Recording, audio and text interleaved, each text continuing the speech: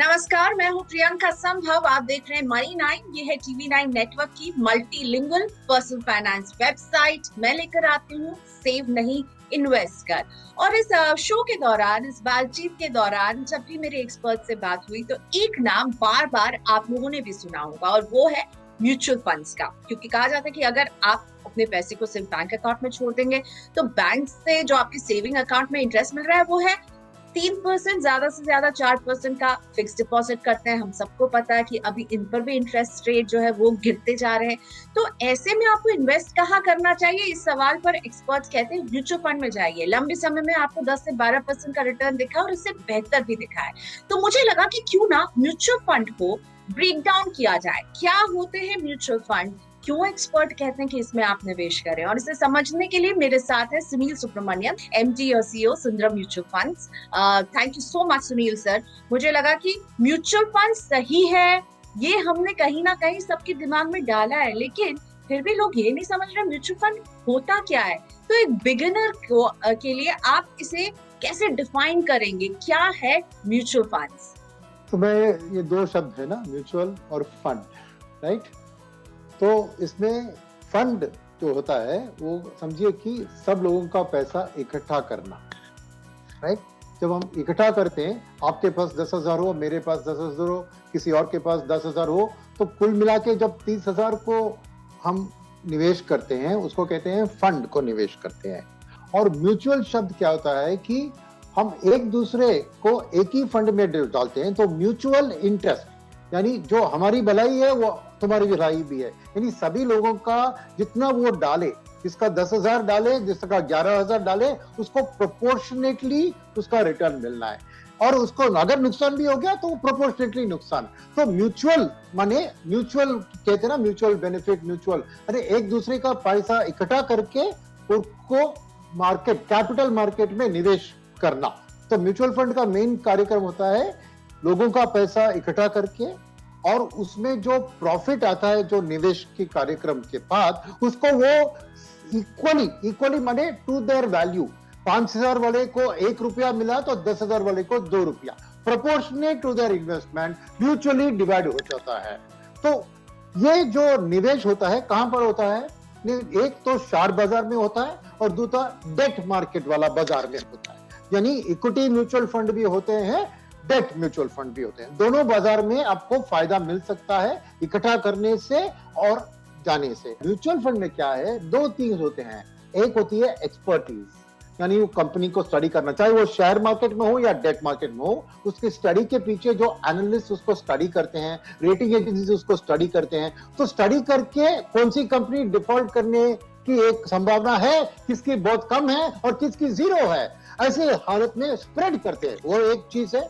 दूसरी, रिस्क जो कम करवाने की कोशिश करते हैं म्यूचुअल फंड, मानते हैं कि रिस्क है पर कम कराने की कोशिश है डिवर्सिफिकेशन। अभी अगेन एक कॉम्प्लिकेटेड शब्द मिल रहा, ये कुछ नहीं है। डिवर्सिफिकेशन होता है कि मैं आपको डिवर्सिफिकेशन का अर्थ समझाने के लिए एक सिंपल एग्जांपल ले लेता हूं। आप समझिए, धूप का वक्त है, बारिश का वक्त है। हमने जिंदगी में कभी कभी धूप, समर में धूप आती है, फिर उसके बाद बारिश का माहौल होता है। तो समझिए आपने एक कंपनी खरीदा, आइसक्रीम वाले मैन्युफैक्चरर को। तो क्या होता है आइसक्रीम वाले का, धूप में आइसक्रीम बिल्कुल अच्छी तरह बिकती है तो कंपनी की प्रॉफिट बढ़ती है। अगर उसका शेयर खरीद दिया तो आपको भी रिटर्न बेहतर मिलेगा। पर जैसे ही बारिश शुरू होती है तो आइसक्रीम की सेल्स डूब जाएगी ना, तो कोई ऐसी नहीं खरीदता है, तो नेचुरली वो कंपनी की रिटर्न्स कम हो जाएगी। तो यह रिस्क होता है। तो उसको काउंटर करने के लिए डाइवर्सिफिकेशन माने क्या होता है कि अगर आपके पोर्टफोलियो में आपने एक छतरी कंपनी भी खरीद ली, तो क्या होता है, छतरी का इस्तेमाल कब होता है, जब बारिश होती है। तो छतरी कंपनी के प्रॉफिट बारिश के टाइम में बढ़ते हैं। तो अगर आपके पोर्टफोलियो में एक आइसक्रीम कंपनी और एक अम्ब्रेला छतरी वाली कंपनी आप जोड़ दे, तो आपको थ्रू आउट द ईयर बारिश में छतरी वाली कंपनी प्रॉफिट देगी और धूप में आइसक्रीम कंपनी आपको प्रॉफिट देगी। तो शेयर मार्केट एक रास्ता है जहां पे आपके पैसे इन्फ्लेशन के साथ बढ़ सकता है। तो म्यूचुअल फंड इस इन्फ्लेशन वाली बेनिफिट को हाथ में लेकर, एक्सपर्टीज और डाइवर्सिफिकेशन को मिलाकर, जो रिस्क को कम करा के आपको एक बेटर देन इन्फ्लेशन रिटर्न देने की कोशिश करती है। काम म्यूचुअल फंड का बहुत सिंपल है। मतलब ये है कि आपको इन्फ्लेशन को बीट करना है, रिटर्न कमाना है और पैसे को सही जगह पर लगाना है, तो ये काम म्यूचुअल फंड करती है। अब एक बिगिनर कैसे समझे, म्यूचुअल फंड एक जंगल लगता है, इतने तरह के फंड्स हैं, उसमें एक बिगिनर को क्या ध्यान रखना है? आपने इक्विटी और डेट की बात की, क्या इक्विटी और डेट इन्हीं इसी बात का ख्याल रखना है, या और भी कितने वैरायटी जो है म्यूचुअल फंड्स के, उसमें एक बिगिनर के लिए किसे जानना जरूरी है? तो सिंपल सी बात यह है कि डेट में रिस्क लेस है, रिटर्न भी लेस है, इक्विटी में रिस्क ज्यादा है और रिटर्न भी ज्यादा होता है। तो एक बिगिनर के लिए एक इक्विटी और डेट की कॉम्बिनेशन रखना बेहतर होगा, क्योंकि एक तरफ थोड़ी सेफ्टी का भी ध्यान रख ले, एक तरफ रिवॉर्ड का भी ध्यान रख ले। तो यहाँ पे हाइब्रिड म्यूचुअल फंड्स, जिसके नाम कई तरह के नाम होते हैं, उसमें बैलेंस्ड फंड के नाम होते हैं, बैलेंस एडवांटेज फंड के नाम होते हैं, एग्रेसिव हाइब्रिड के नाम होते हैं, ये सब बाकी नाम है, जिसमें इक्विटी और डेट के पोर्शन को वेरी करते हैं। किसी में डेट 70% होता है, इक्विटी 30, किसी में इक्विटी 70 होता है, डेट 30, और किसी में मार्केट के हिसाब से डायनेमिक एसेट एलोकेशन कहते हैं। तो ये हाइब्रिड कैटेगरी जो है वो एक फर्स्ट टाइम इन्वेस्टर के लिए, क्योंकि थोड़ा डेट थोड़ा equity at any time, 100% debt नहीं जाएगा, 100% इक्विटी नहीं जाएगा, तो ये एक बेहतर चीज है, वो एक बात है। तो जो लोग थोड़ा रिस्क लेने की क्षमता है उनकी, तो पहली चीज एक इन्वेस्टर को क्या करना चाहिए, वो अपनी रिस्क टेकिंग कैपेसिटी को जज करना चाहिए। और वो सिंपल कैसे जज करें? सिंपल 3 कैटेगरी होते हैं, एग्रेसिव, मॉडरेट, कंजर्वेटिव। और कैसे आप जज कर सकते हैं? आप सोचिए कि अगर रोड में आप जा रहे हैं, ठीक, आपको सिग्नल होता है, जो बंदा हर बार सिग्नल में क्रॉस करता है वो कंजर्वेटिव है। जो बंदा क्रॉस करने के लिए लेफ्ट राइट देखता है, सिग्नल नहीं देखता है, लेफ्ट राइट देख के अगर कोई खाली है तो डैश कर लेता है, वो मॉडरेट समझिए। और जो बंदा को परवाह नहीं कि रोड में क्या हो रहा है, अरे मेरे को तो जाना है, मेरी तेजी मेरे हाथ में है, मैं जाऊंगा, वो अग्रेसिव है। तो आपको अब 3 कैटेगरी में एक चुन लीजिए अपने हिसाब से, राइट। और इसमें चीज होता है कि आपके ऊपर कितने डिपेंडेंस है, बुजुर्ग पेरेंट्स है, तो ये सब चीज मान के आप अपना रिस्क एपेटाइट जज कीजिए। और कंजर्वेटिव के लिए मैं हाइब्रिड की बात कर रहा हूं। तो अग्रेसिव हो तो मॉडरेट और अग्रेसिव को, ये इक्विटी डेट में कॉम्बिनेशन मैंने बताया, तो अगर अग्रेसिव थोड़ा हो आप तो 70% इक्विटी में रखा सकते हैं, तो मॉडरेट हो तो 50-50 और कंजर्वेटिव हो तो 70% डेट में लगाइए, ये सिंपल। तो इक्विटी और डेट, और इक्विटी के अंदर भी आप बहुत से नाम सुनेंगे कि कई तरह के इक्विटी म्यूचुअल फंड है, राइट। तो डेट को मान लिया, ओवरऑल इक्विटी को मान लिया। तो इक्विटी में क्या होता है कि large company, medium size company, small कंपनियां, ये होती है कैटेगराइजेशन। करीबन 500 से ज्यादा कंपनियां स्टॉक मार्केट में हैं।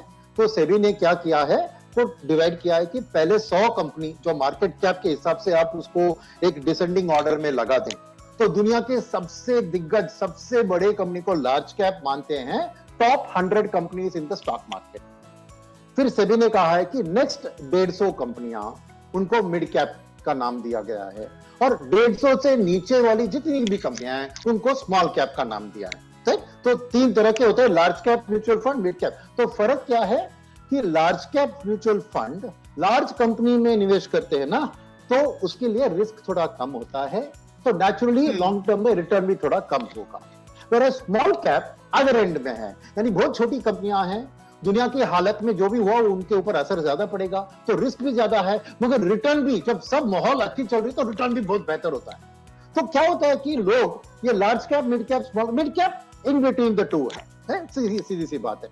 तो एक इन्वेस्टर को, जो मैंने कहा रिस्क एपेटाइट, उस हिसाब से कितना लार्ज कैप, कितना मिड कैप, कितना स्मॉल कैप चुनना चाहिए। तो ठीक है, तो म्यूचुअल फंड का तो नेचर हमने समझ लिया, लेकिन ये बताइए, एक सवाल जो उठता है कि छोटे छोटे अमाउंट इन्वेस्ट करें, यानी कि सिप करें, लमसम डालें, आप बिगिनर को क्या कहते हैं? और एक माइक्रो सिप का कॉन्सेप्ट है, 100 रुपए की सिप का कॉन्सेप्ट है, इस पर भी मैं आपका व्यू जानना चाहूंगी, क्योंकि मुझे लगता है ये अगर मैं ज्यादा बचा नहीं पा रही हूँ तो 100 रुपए तो मैं हर महीने निकाल सकती हूँ, 500 रुपए मैं हर समय कुछ खर्चों को अपने बचा के निकाल पाऊंगी। तो ये जो छोटे सिप है, ये आपको कैसे लगते हैं? और सिप और लमसम आप बिगिनर को क्या कहते हैं, कहा जाए? तो बात ऐसी है कि सिप जो है, आप समझिए एक इन्वेस्टमेंट का ईएमआई है। जैसे बैंक में आप सेविंग्स कर सकते हैं फिक्स्ड डिपॉजिट में, अगर आपने महीने महीने में किया, उसको रिकरिंग डिपॉजिट कहते हैं, तो वो समझिए एक सेविंग्स का ईएमआई बन गया। तो म्यूचुअल फंड में सिर्फ करना एक इन्वेस्टमेंट का ईएमआई समझिए आप। अब ये ईएमआई का कॉन्सेप्ट क्यों होता है? क्योंकि एक आपको मैच करना है आपके इनकम और आपके इन्वेस्टमेंट, आपके एक्सपेंडिचर। तो ईएमआई क्या करता है? आपके इनकम और आपके एक्सपेंडिचर को मैच करता है हर महीने में। सिमिलरली इन्वेस्टमेंट ईएमआई जिसका नाम है सिप, वो आपके इनकम और आपके इन्वेस्टमेंट को मैच करता है, ताकि आपको पता है कि हर महीने मेरे को इतना तनख्वाह मिल रहा है, इतना खर्चा है, बाकी इतना बचता है, तो इसमें से मैं इन्वेस्टमेंट इतना करूं। तो एक चीज है कि सिर्फ आपको आसानी से कितना पैसा आपको लगाना चाहिए वो डिसाइड कर ले। मैं यही पूछना चाहूंगी कि क्या इक्विटी म्यूचुअल फंड में अगर मुझे निवेश किया है और जब मार्केट गिरता है तो क्या मुझे जो है डर जाना चाहिए, और बढ़ता है तो अपनी स्ट्रैटेजी बदलनी चाहिए? इसको आप क्या कहेंगे? या हम उसी फंड के साथ, हमें उसके साथ कितने समय रहना चाहिए? ये कैसे करें? मार्केट के उतार चढ़ाव से क्या मुझे अपने म्यूचुअल फंड के इन्वेस्टमेंट को बदलना चाहिए? मैं कहूंगा कि एक सिंपल सी आंसर है मेरे पास कि हर इन्वेस्टमेंट जो आप करते हैं, चाहे वो 100 रुपए का हो या 1 लाख का हो या 1 करोड़ का हो, हर इन्वेस्टमेंट जो आप करते हैं, जब आप करते हैं ना, उस वक्त में जब आप पैसा लगा रहे हैं, आपको लिखना चाहिए एक कागज में या आईपैड में या आईफोन में कि मेरी गोल क्या है इस इन्वेस्टमेंट का, मैं क्या करना चाह रहा हूं इस पैसे के साथ। क्या 10 साल के बाद आपको एक गाड़ी खरीदनी है? 20 साल के बाद आपकी बेटी की शादी करवानी है?